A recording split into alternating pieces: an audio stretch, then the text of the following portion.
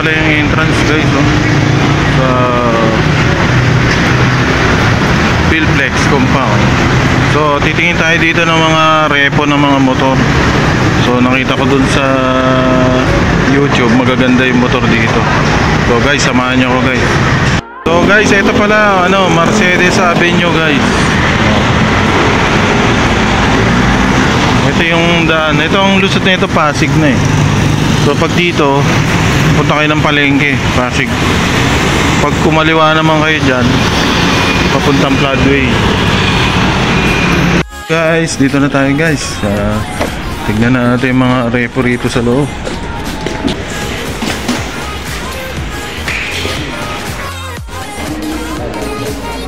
Meanwhile, hello guys, welcome to my channel, Goods TV. So guys, nandito po tayo sa mga binibenta rito. Meron ito. Nakita nyo, magaganda pa rito mga brand nyo. Saka wala pang gas-gas yung iba rito. Tapos dito naman sa kabila, ito yung Suzuki. So gusto nyo ng Suzuki 150. Ayan. Ito, ang ganda rin ang niya, mugs niya. So maganda yung mga natin dito. Hulugan. So pwede rin daw i-custom. Nakausap ko yung pinaka-tailor dito. Pwede rin siyang i-cast, pwede yung hulugan. So mas mababa to sa mga kasa, sa mga Honda. So ito, less 50%, halos 50% kung nalilis nyo. So ito, mga 125 naman to, Mio. Kung gusto nyo ng mga Mio.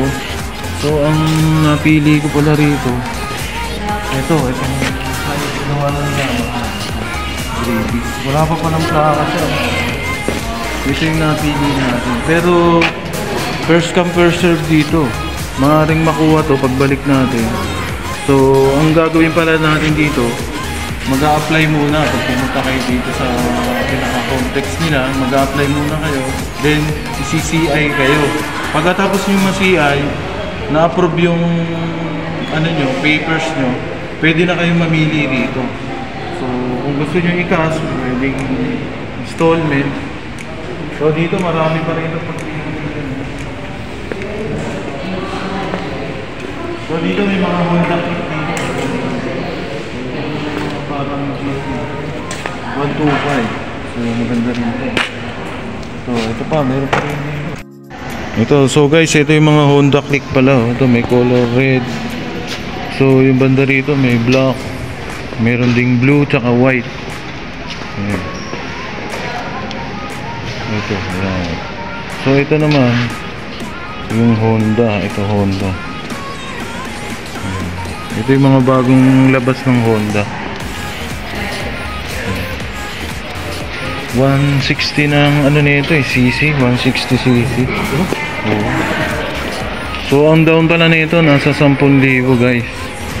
Tapos installment yun na.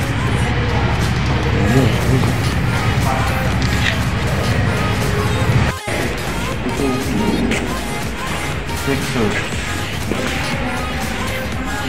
Salamat sa panonood nyo. Sana makapunta rin kayo dito at subscribe nyo rin yung channel ko. Maraming salamat. Bye bye.